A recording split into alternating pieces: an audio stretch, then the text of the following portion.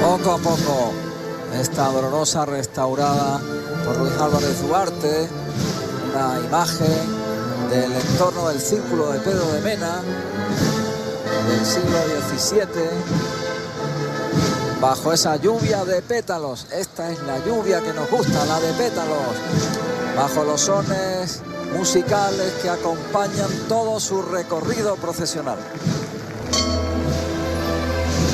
Y bajo el palio, ese palio que es inaugurada en el año.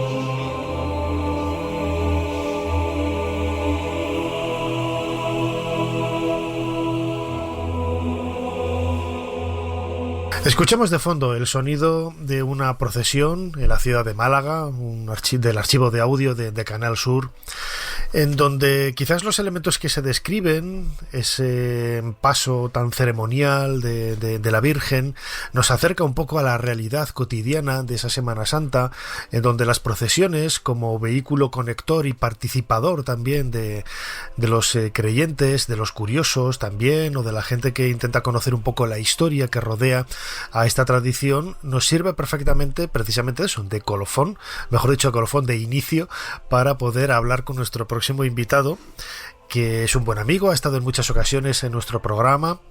Es Francisco José Gómez, autor de varios libros también, Breve Historia de Jesús de Nazaret, Breve Historia de la Navidad. Como digo, ha estado en varias ocasiones con nosotros. Francisco José, bienvenido de nuevo a Ser Historia. Hola, ¿qué tal, Nacho? ¿Cómo estáis? ¿Cuándo empiezan las procesiones, tal y como las entendemos en la actualidad? Porque las procesiones como tal, tú y yo estudiamos juntos en la Universidad de Valladolid y recuerdo que a veces comentábamos la curiosidad, ¿no?, de cómo tradiciones del mundo romano, de la religión más antigua del cristianismo, luego fueron amoldadas, y hemos visto, ¿no?, precisamente en festividades romanas, cómo podemos encontrar variantes muy similares, ¿no?, a lo que hoy entendemos como procesiones de Semana Santa. Pues efectivamente, como dices, es un proceso que se va dando en el tiempo, no surge de la noche a la mañana.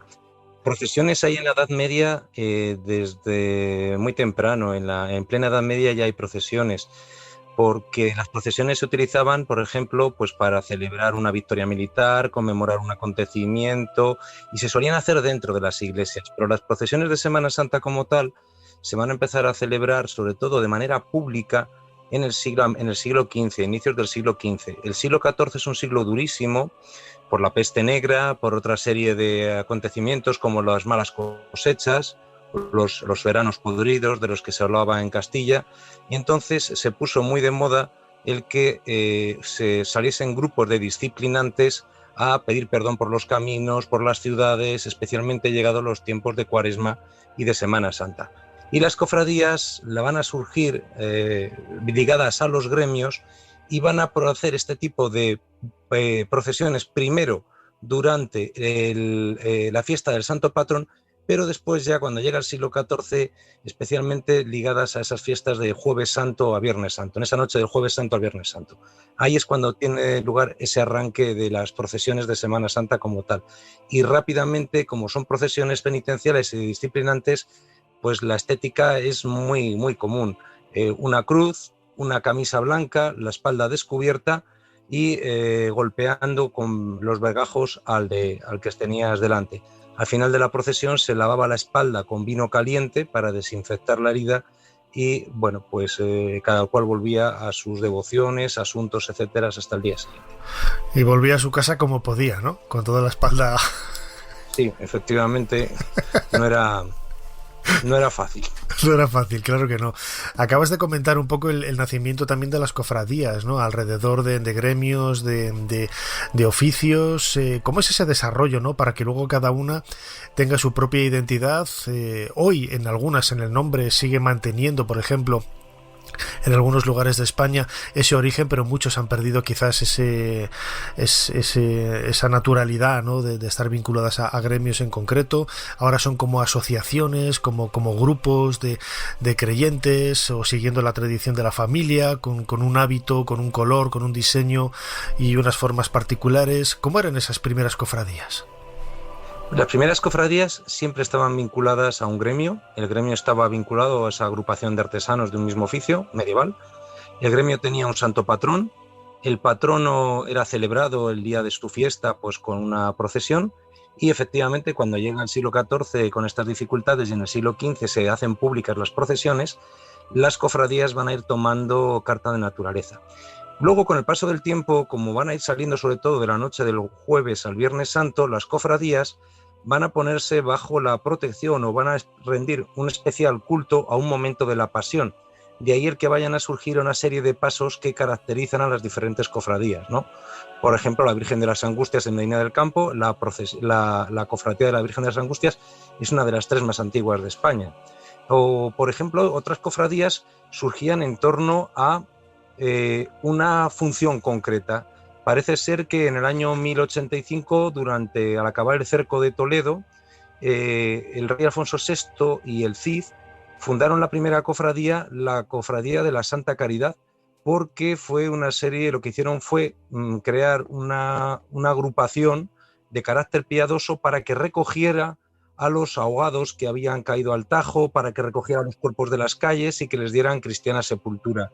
Y ahí está, parece ser, el vínculo la noticia que tenemos de la cofradía más antigua de España a finales del siglo XI. Parece ser que el Cid, como alférez que era del rey, pues también tuvo una participación en la fundación de la cofradía, pero por eso algunas están vinculadas fundamentalmente a los gremios y a esos pasos a los que ellos tienen una especial devoción por lo que representan en la Semana Santa y a su santo patrón, y otros tienen pues la cuestión de una función determinada como la que tuvo la cofradía de la Santa Caridad fundada por Alfonso VI a finales del siglo XI durante el cerco de Toledo. La propia naturaleza de la Semana Santa es recordar, ¿no?, la pasión de Jesús de Nazaret antes de ir, bueno, y después en la cruz. El Vía Crucis precisamente es una tradición muy vinculada a la Semana Santa, y su historia habría que viajar en el tiempo, ¿no? Corrígeme si me equivoco, hasta Jerusalén en el siglo XIV, pues prácticamente siguiendo el mismo itinerario que se sigue hoy por la Vía Dolorosa, que sabemos realmente que no pudo haber sido por ahí, pero que ya desde aquella época este espacio, esta calle, este ambiente callejil de la Jerusalén de entonces ya, bueno, pues tenía ese halo de sacralidad. Sí, efectivamente. La tradición realmente es la que marca el camino de la Vía Dolorosa, el camino hacia el Gólgota. Entonces, bueno, pues lo que sucede muchas veces, ¿no?, en las diferentes religiones, pues que la tradición se convierte en una de las fuentes fundamentales del culto, incluso a veces por encima de los textos sagrados, ¿no? Junto con los textos sagrados son las fuentes de las religiones más importantes. Entonces, y de la práctica religiosa. Efectivamente, hacía ya mucho que se celebraba en Jerusalén con cruces a la espalda, llegados los viernes, pues los diferentes pasos o secuencias por las que había ido pasando Jesús desde la condena de Cristo, desde la condena que sufre en el pretorio por Poncio Pilato hasta la muerte en la cruz. Y los franciscanos estaban muy involucrados en Tierra Santa porque eran los custodios de Tierra Santa, y van a ser los que van a introducir aquí en concreto en España y luego en Europa, por extensión desde España, el culto al Vía Crucis o el desarrollo del rito del Vía Crucis. Sobre todo el beato Álvaro de Córdoba, un franciscano cordobés que en el año 1420, paseando por Sierra Morena y meditando los misterios del Vía Crucis, pues ve un paraje que le recuerda la Vía Dolorosa y el Gólgota, y entonces pues lo que hace es crear estas 14 estaciones a imitación de las que él ha visto en Tierra Santa, en Jerusalén, y a partir de ese momento convocar a los fieles para que vayan haciendo por Sierra Morena ese mismo recorrido en esas estaciones del Vía Crucis. A partir de ese momento los franciscanos comprenden que es una devoción que tiene atractivo entre la gente. Estamos a principios del siglo XV, todavía el sentido penitencial que viene del XIV es muy grande y las dificultades del reino, y a partir de ese momento pues la gente empieza a practicarlo, los franciscanos empiezan a extenderlo y rápidamente se extiende por toda Europa de la mano de esta congregación religiosa. Pero es en 1420 aquí en Sierra Morena el beato Álvaro de Córdoba el que lo trae. Una de las características que tiene la Semana Santa y esas procesiones son los pasos, ¿no? Pasos en ocasiones de un tamaño realmente grande, notable, con muchas figuras que intentan crear como especie de escenarios, de pequeños teatros, ¿no? Con los protagonistas, ¿no? Lo decía al principio, tú y yo hemos crecido en Valladolid y es muy característica de esta ciudad y de otros lugares castellanos donde esos pasos precisamente pues están formados por un montón de figuras, los pasos de Juan de Juni, sobre todo de Gregorio Fernández, son pasos del siglo XVII la mayor parte. Es llamativo, ¿no? El hecho de crear desde el punto de vista artístico estas escenas, ¿no? Que es como una especie de capítulo a capítulo del Nuevo Testamento de la época de la Pasión, del momento de la Pasión. Sí, y de hecho, al punto que las diferentes cofradías llegarán a competir por tener a los mejores artistas trabajando para ellos y haciendo hoy día las delicias realmente de los amantes del arte, de la devoción popular, de los fieles y de los turistas, porque todos conocen, bueno, en Valladolid, como muy bien dices, el Museo Nacional de Escultura presenta unas tallas magníficas, las diferentes cofradías tienen unas tallas de grandes autores, como has dicho, y efectivamente es una manifestación que siempre pareció natural que el pueblo de Dios quisiera ver de manera plástica lo que imaginaba que había sucedido siempre que lo oía en los relatos de los evangelios. Pero es que incluso, Nacho, en esas circunstancias se producen situaciones que no aparecen descritas en los evangelios, pero que el pueblo de Dios añade por propia devoción porque supone que se dieron. Por ejemplo, las procesiones, la procesión del encuentro que se produce el domingo de resurrección, que la Virgen se encuentra con su Hijo resucitado. Eso no aparece en ningún punto de los evangelios, pero siempre el pueblo de Dios imaginó que la primera aparición de Cristo resucitado fue a su madre y se está aceptado de una manera natural y de manera popular, pues tiene gran éxito, y ese es el momento en que las tallas de Cristo resucitado y de la Virgen enlutada van corriendo, se encuentran, se bailan las tallas y se le quita el luto a la Virgen. Efectivamente, las tallas manifestaban lo que de manera espiritual contemplaba el pueblo de Dios y quería verlo de manera plástica, y se ha ido añadiendo una serie de obras de arte y de tradiciones muy ricas en torno a ellas. Cuando pasa el nazareno de la túnica morada, con la frente ensangrentada, la mirada del Dios bueno y la soga al cuello echada, los pecados me torturan, las entrañas se me anegan en torrentes de amargura y las lágrimas me ciegan y me llenan de ternura. Yo he nacido en esos campos de la estepa castellana donde había unos cristianos que vivían como hermanos en República Cristiana. Me enseñaron a rezar, enseñáronme a sentir y me enseñaron a amar. Y como amar es sufrir, también aprendí. Acabamos de escuchar un fragmento de La Pedrada, un poema de Gabriel y Galán, leído en la voz de Juan Luis Barquero, en una producción de vídeo de Sentimiento y Locura que podemos encontrar en la red. Francisco José Gómez, historiador del cristianismo primitivo, de la historia del cristianismo en general, has estado con nosotros muchas veces aquí en el programa. Me comentabas el otro día, preparando un poco esta charla, el hecho de que en la década de los años 60, ¿no?, era muy común que se declamaran estos versos, ¿no?, en Semana Santa, pues como un añadido, ¿no?, particular de la singularidad de la Semana Santa en España.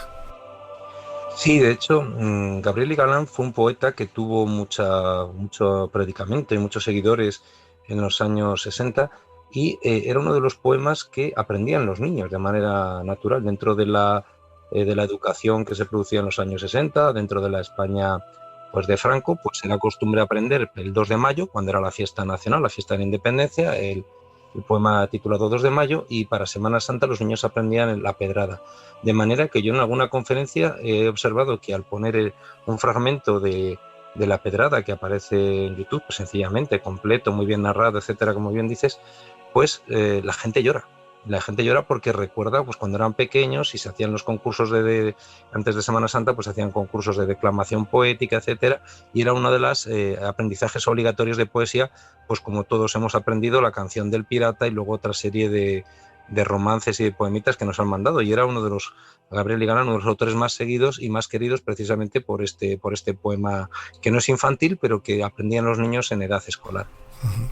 Una de las tradiciones quizá menos conocidas, vinculadas a la Pascua, a la Semana Santa, también me lo comentabas el otro día, tiene que ver con el chocolate. Me gustaría que nos lo contaras porque me parece una anécdota absolutamente deliciosa, de donde viene una expresión muy común, ¿no?, en nuestro lenguaje. Que, bueno, cuéntanos, ¿cuál es la historia del chocolate vinculado a la Semana Santa? Bueno, las prohibiciones de determinados alimentos en Cuaresma pues tenían su razón de ser por diferentes motivos. Por ejemplo, se prohibía la carne. Se cree que porque la carne, pensaban en aquellas épocas que lo que hacían era despertar la libido y despertar los deseos carnales, la violencia en el ser humano. Entonces la carne se prohibía. También los productos hechos con sangre, las morcillas, etcétera. Pero cuando en el siglo XVI empezamos a traer los españoles el chocolate a Europa, el chocolate gustó mucho. Al principio lo consumían las clases altas, pero luego se popularizó rápidamente. Y claro, el chocolate a la española, que es un chocolate espeso, sólido, pues claro, generó las dudas de si por una parte rompía el ayuno, porque era muy contundente, y segundo, si realmente era bebida o era comida, y si algo tan rico se podía tomar en días penitenciales. El caso es que la cosa se fue complicando hasta el punto de que hubo varias consultas y, por ejemplo, Tomás Hurtado en el siglo XVII llegó a escribir todo un tratado, es un moralista del XVII que llega a escribir un tratado que se titula Si el chocolate rompe el ayuno de la Iglesia Católica.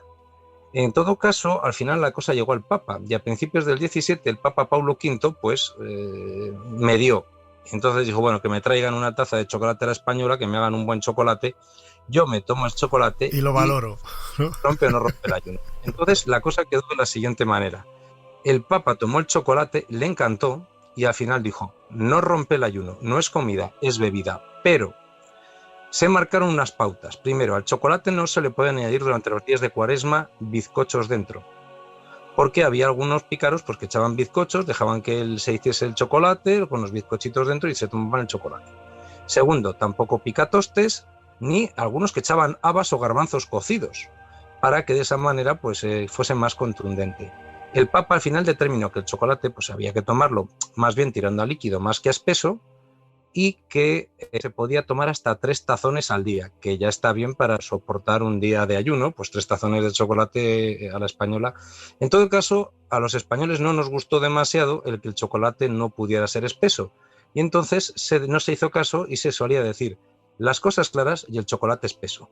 Y de ahí viene el dicho español, que en definitiva no deja de ser más que una manera de desafiar de alguna manera la orden papal de que el chocolate tenía que ser líquido.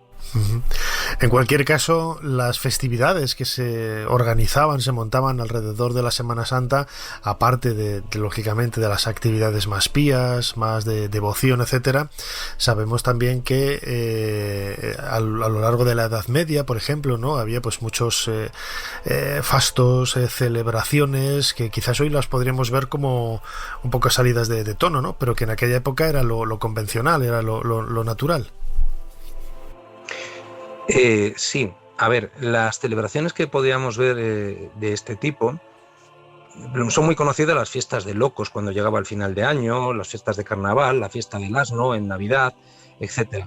En Semana Santa, al acabar la Semana Santa, las celebraciones eran realmente grandiosas, porque se cerraba todo el ciclo litúrgico del ayuno y de la penitencia más largo. Entonces, por ejemplo, tenemos unas celebraciones muy desenfrenadas de alguna manera en el plano festivo en Murcia. Los nobles, por ejemplo, realizaban una serie de castillos de cartón piedra y se hacían una especie de luchas ya en la Murcia cristiana entre moros y cristianos para asaltar el castillo, y era a naranjazos, era con naranjas sobrantes. Entonces, o con huevos cocidos, que era una comida que durante unos siglos estuvo prohibida durante la Cuaresma. Entonces, claro, es un poco al estilo de la tomatina que vemos. La tomatina, pues no sé qué impacto tiene un tomate en la cara, una naranja en un ojo, una naranja en la cara, un huevo duro en la boca. Yo creo que, bueno, pues es bastante más contundente, pero eran fiestas muy celebradas, la gente participaba alegremente.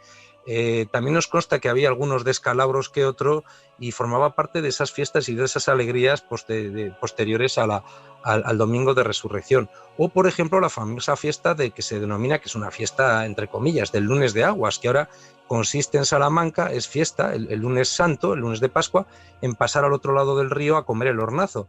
Pero es que se pasaba al otro lado del río a buscar a las prostitutas que habían sido sacadas de la ciudad realmente durante la Cuaresma, porque durante la Cuaresma todas las autoridades pues hacían porque la vida fuese penitencial, se cerraban las casas de juego, se cerraban las tabernas y se cerraban también las casas de prostitución, y para que no hubiera ningún tipo de problema, pues se las llevaba a las prostitutas, para que nadie se sintiese tentado y fuese a las casas de prostitutas a escondidas, se las llevaba al otro lado del río Tormes.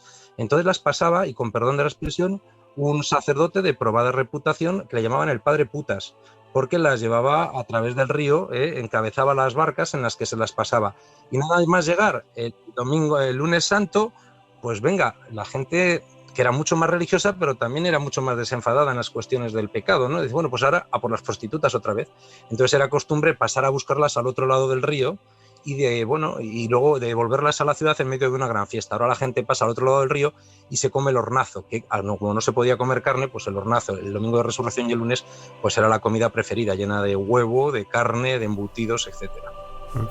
Una fiesta absolutamente desaforada. Me ha encantado esta historia y las otras que nos has contado, Francisco José Gómez, autor, lo he comentado en otras ocasiones, de libros como Breve Historia de Jesús de Nazaret o Breve Historia de la Navidad. Tiene infinidad de trabajos más publicados en relación a la historia de la Iglesia, historia del cristianismo, historia de nuestras tradiciones, ¿no? Lo podéis encontrar en Google poniendo su nombre, Francisco José Gómez. Como siempre, Fran, muchísimas gracias una vez más por habernos ayudado a hacer un poquito más de historia. Pues muchas gracias a vosotros por además seguir manteniendo, como siempre, vivas nuestras tradiciones, el sentido en la historia y lo que hemos ido enriqueciendo y estropeando todas nuestras tradiciones a lo largo de la vida de los hombres, que es la nuestra propia.